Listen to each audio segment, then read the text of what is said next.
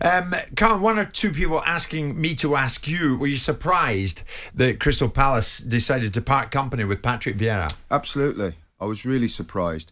And I'll tell you for why. Last season, Patrick Vieira was lauded, right? And they finished 12th in the Premier League. Correct? During the summer, how much was he given in the transfer window? Go on. Not a great deal. Right. How much was he given in the Christmas transfer market? Not a great deal. They're sat in 12th in the table, right? So right now they're sat in 12th. So for me, I think they should have given him till the end of the season and reassess then. Me appointing Roy Hodgson is a backward step, right?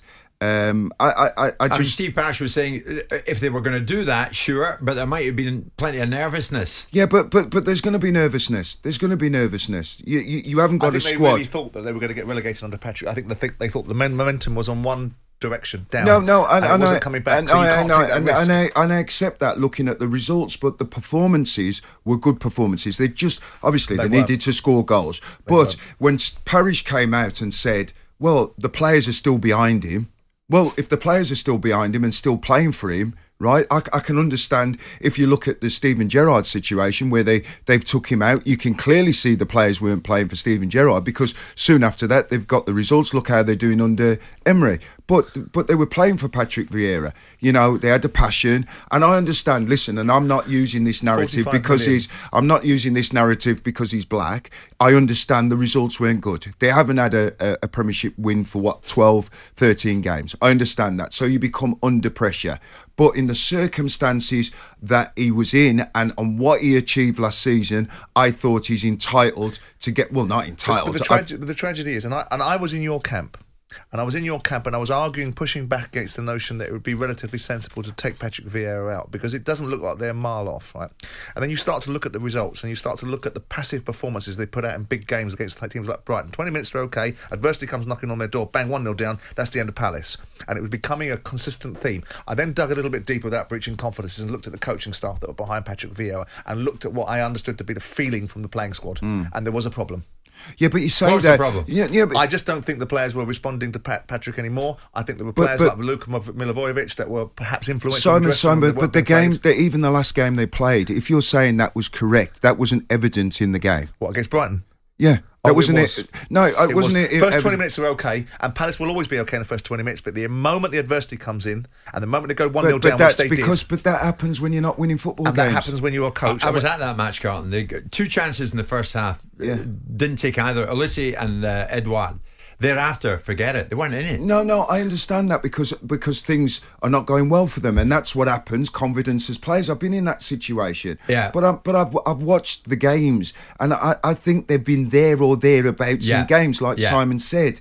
So you've got. I think off the back of what he did last season. Remember last season. You can't live that way. We're looking at it last season, and we're saying, oh well, he's playing good, attractive football. But I think I'll be honest with you. I think they overcooked it last season in people's perception of it. I think people gave Patrick a little bit too much credence for some of the things he did, and what I gave him a lot of credence for was he was picking up a playing squad that had been indoctrinated by Roy Hodgson to play in a certain way, and it changed it. So Palace actually finishing 12th in the league, which was somewhat similar to what Roy was producing season on season, but did it with more aplomb. It was a better side. So you hoped then what would happen was that base it had now built would then be expanded upon. He got 40-50 million quid to spend. That's not a great deal in the Premier League. But you're not asking for them to finish top 6, are you? You're asking them to finish as an established Premier League side that have been there for 10 years. You're supplementing all the time. Look at Liverpool and Chelsea where they are in the league this season. There, don't compare apples to oranges. No, I'm not. But what I'm saying is right with what Crystal Palace have spent, what Brentford spent. Yeah, I understand that, but they might have well Look kicked what Everton on. spent on the other side of it. Yeah, but they might well have kicked on again next season. Now we'll never know. There is another aspect because to if this. they go down and they brought Roy Hodgson in, they'll just blame Patrick. Yeah. Right. So it's one of those where Crystal Palace can't lose. They can't do There's that. another aspect. Well, they will do. Not with They will games do. to go, The other aspect that, and I think you touched on it moments But ago. they will do, Simon. Carl. Look at the next 3 games they're coming up. No, hang on. Well, Everton, Southampton, Leicester and Leeds, bottom 4 sides around them. They are bang. They've done it now because they think to themselves, if we don't get something out of these 4 games, we're cooked. Yeah, but he'd be looking at that Patrick himself to say, right, we've gone through these difficult period of games. Now I've got these runner games coming but up. You're assuming that logic. Do you think logic evades? I mean, irrespective. I wouldn't defend Parish if it was. I know that, so Simon. The point is this, but what I'm saying here, and I'm not. Why would they do it? And I'm not going down this route from a black perspective, right? I'm just I'm not because I'm one of these people, right? I'll go through a fair process of everything. I said the same about Steve Cooper at Nottingham Forest. I didn't believe he should get the sack, right? So I'm fair as fair, and I don't believe Patrick should have got the sack on the basis of what he's done, and he should have been given to the end of the season, because now you brought Roy in, you've got rid of him before because you said you didn't like the way he played football, but what you brought to him now is you're hoping he's going to stick, he's going to be defensively. And that's true too.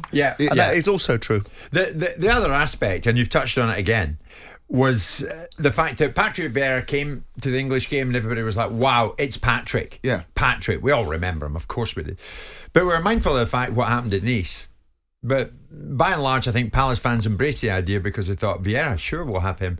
And I spoke to him on his arrival and he was thrilled to be given the opportunity. Yeah. Now that opportunity has gone, it means we have one less black manager in the game. Yeah. I mean, to be quite honest, when you look at it, Carlton, zero numbers of black managers in the Premier League. Yeah. Now, that imbalance has been highlighted by more than a few people. More recently, Jermaine Defoe, currently coaching in the Spurs Academy under 18s level, and he was talking about his own ambitions in the game regarding management. But he admits he's sometimes left wondering, what's the point? What's the point? He says, I don't want to put in all the hard work and then once you've completed it all, you get your badges done and you don't really get an opportunity. It's shocking, the numbers of black managers, and it's sad. Do you share that view, Carl? Listen, I do share that view to a certain degree. I can't say that it's happened to me personally, because I went for 2 managers' jobs and I got both of those managers' jobs. So I can't say I've managed in the Championship and I've managed in League One. So I can't say I didn't apply for those jobs. So I don't know what it would be like to apply for the job, and that I was come and got for the Stockport job, and I was offered and offered the Mansfield job. So I've been in that position. But I speak to the lads who are doing their coaching badges and applying for jobs and not even getting interviews. So you have to look at the facts. The facts are there. They're black and white. There are not enough black managers managing and not enough coaches coaching. They're not. That's simple. And there has to be a reason why. And that's what we need to evaluate. Correct. And this is the question we need to understand. Is there a reason? And what is the main reason? We look at the statistics. We had 2 black managers in the Premier League at the beginning of the season. Nuno Espirito Santo and Patrick Vieira. Yeah. Okay? Neither of them are indigenous to this country. Both of them are foreign managers that are from an ethnicity that are coming to this country and are managing as black managers. We have to look at the idea that 13% of coaches that are qualified with their badges are coming through are from the black community. So you've already got a disproportionate amount. You've got 40% to 50% of the players in the Premier League are black, but only 13% of them go and get their badges. And nothing's stopping them from getting their badges. So you need to get a better influx. Now, we then need to look at dispelling the myth that there's somehow people inside football clubs have a preordained bias towards employing black people in any kind of position, whether it's from being on the field as a captain once upon a time, to being a coach in your academy, to being a first team coach, to being an assistant manager, to being a manager, or to be even an owner. And if it starts from the premise of racism, then we need to identify it, remove it, and equate to the fact that this is something we won't tolerate. But if it's to do with the community themselves saying, well, we're not going to get a fair chance, I'm struggling with that, because again, I make this argument, and everybody hates to hear it, please, that the bottom line is that if people don't apply from a particular community, then how are you supposed to get them into a position where you can give them a job? 10 years, everyone makes a laughing joke about me as soon as you do it regularly, about how I fired managers for fun. I never, in a multi-ethnic football club that was steeped from top to bottom, from my academy through to my boardroom, with people with different ethnic persuasions, never once had an application from a black manager, and it cannot be my fault. Well, so with that in mind, how do you get people into positions? I'll give you a scenario on what you're saying. So I do take your point to a certain degree. So I worked in Shanghai, and I worked at an international school, Wellington. I spoke to the headmaster and I said, why are there not more black teachers here? He said they don't apply. Right? But I do know, speaking to the lads, that they do apply for jobs and they're not getting interviews. But my argument is with this, right? I take a little bit of a different stance. When I started playing football, there was very few black players around. Look at all the football clubs now. So what it means now is we need to have a black manager who's successful that will lead to another black manager being successful. Right, so that is what's got to happen. You know, when I look at, you know, and the argument will be from the lads, well, how are we going to be successful if we don't get the opportunity? Exactly. Yeah. Do you know? So it goes round. But we need to know. I don't see the facts. Right, I'm sitting here trying to be fair. 30. I need to know how many black players are applying for jobs, how many black players are not getting. You said at the start of this, you were headhunted for both jobs. Yes, they came to you. You didn't go to them. No. Would you have applied for one or both? I don't know, because I was still playing at Coventry City at the time when I got the job at Stockport. Would I have applied? Yes, I ultimately seen myself as going into management. The reason why I'm not in management now is because I think it's a... But you've seen successful black managers. 30% of English football clubs, professional football clubs, have employed a black manager. Yeah. They happen to be the same ones. Yeah. Chris Hughton's managed at Tottenham. He's managed at Norwich. He's managed at Brighton. He's managed at Newcastle. He's been successful in various guises. He was unsuccessful in his last job at Nottingham Forest. But it is the same black managers applying for the same jobs. The argument then is racism, because it can't be anything else. But I listen, I don't want to go down that route, but I do speak to a lot of black footballers, ex-footballers, who have done their badges, who apply for jobs, who don't get jobs, Simon. That's a fact. But let me ask you another question. Is it possible... Don't get jobs or don't get interviews? Well, don't even get interviews. Is it possible, just possible... Right. But I'm not going down. Not very good at coaching.